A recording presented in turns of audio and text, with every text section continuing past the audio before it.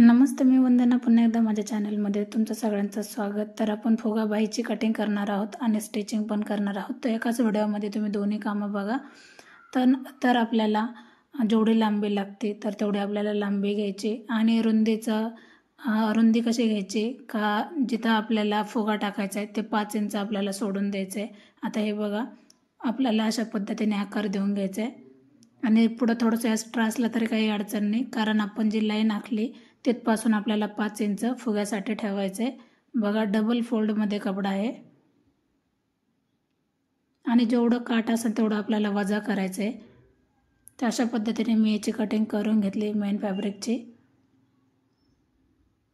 तर जवळजवळ कापड खोलल्याच्या नंतर 10 इंचाचा आपल्याला फुगा येऊन जातो आणि जी मधली लाईन आहे आपलं ती मेन सेंटर लाईन. तर आपल्याला जिथपासून आपण 3 लाईन आखल्या तिथपासून आपल्याला चून टाकत चालायचं आहे. लाईन डार्क करा म्हणजे आपल्याला जे शोल्डर जोडतो त्यावेळेला आपल्याला मधला पॉईंट असा समजला पाहिजे. तर आपल्याला जी आपली बाही आहे त्याच्यामध्ये आपल्याला 1.5 ते 2 इंच एक्स्ट्रा घ्यावं लागतं, कारण फुगा झाल्याच्या नंतर बाही कमी पडायला नको. 1.5 इंच घेतलं तरी पण चालतंय. आपण ज्या कपड्याला चून टाकतो आपल्याला तो कपडा उंचीला जास्त घ्यायचा, 1 ते 1.5 इंच. आता आपल्याला विरुद्ध दिशेने चून टाकायची म्हणजे फुगा हा व्यवस्थित येऊन जातो.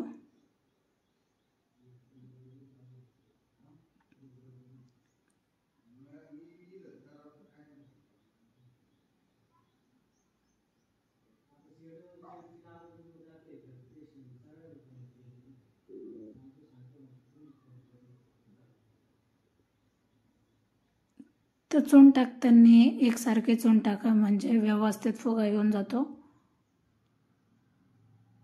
जसं आपण वरच्या साईडला फोल्ड केलं, जेवढं चूनमध्ये कपडा गुंतवला आहे त्यानुसारच आपल्याला खालच्या बाजूने पण कपडा गुंतवायचा आहे. आपल्याला पुन्हा एकदा डार्क लाईन आखून घेतली तरी पण चालते. आता आपण अस्तरवर कटिंग केलेली बाही लांबी जेवढी आहे तेवढी, तर त्याच्यातून आपल्याला जेवढा काठ आहे तेवढा आपल्याला वजा करून टाकायचं आहे. आता आपण काठाचा मध्यंतर काढून घेतला.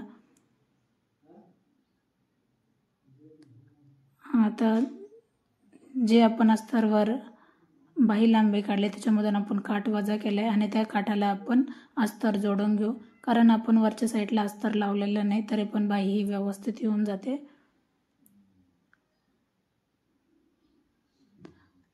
आपल्याला काठाचा पण मधला सेंटर काढायचा आहे म्हणजे आपण ज्या वेळेस बाही जोडतो तर तो पण पॉईंट आपल्या लक्षात आला पाहिजे. नाहीतर आपण खडूने मार्क केलं किंवा प्रेस करून घेतलं तरी पण चालते. तर उलटी सुईची बाजू आपल्याला पाहून घ्यायची अगोदर. आपण मधला पॉईंट पुन्हा एकदा डार्क करून घेतलाय.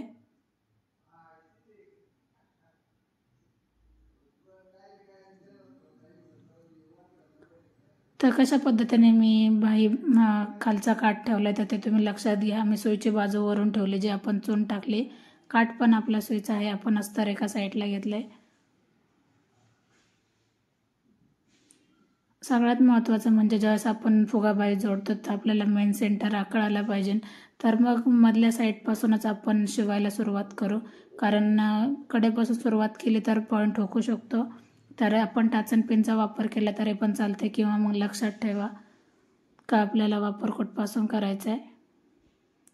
तर आपण आता शिलाई मारून घेऊ. चून कुठेही मुडपता कामा नये याची आपल्याला काळजी घ्यायची.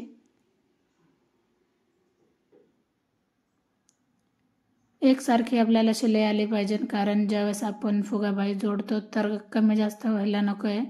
जेवढं आपण अर्धा इंचापेक्षा थोडंसं नॉर्मल जास्त गुंतवलं तरी पण चालते.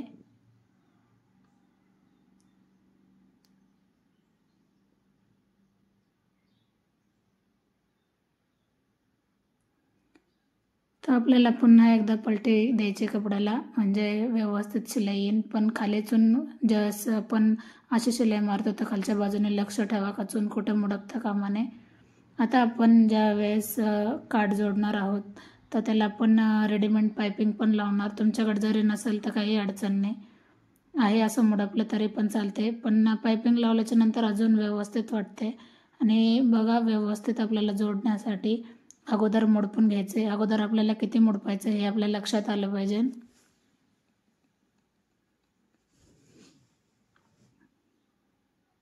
तर मी एक शिलाई मारून घेते कारण आपल्याला पाइपिंग लावायचे.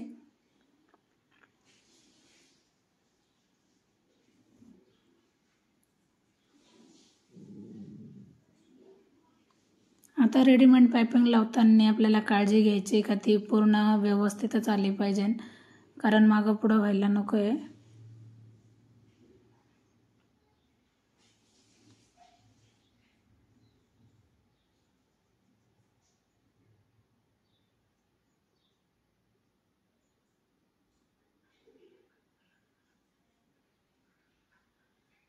खूप सुंदर ही बाही आली.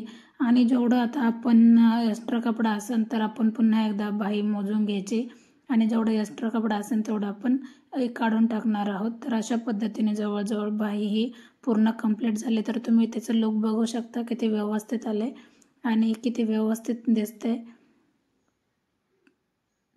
तर उरलेला कपडा आपण कट करून टाकू.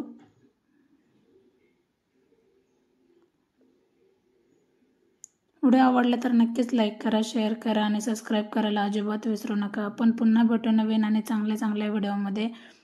आणि सबस्क्राईब करायला तर अजिबात विसरू नका. फुगाबाईचं लुक बघा आणि कमेंट करा. व्हिडिओ आवडला तर लाईक, शेअर आणि सबस्क्राईब.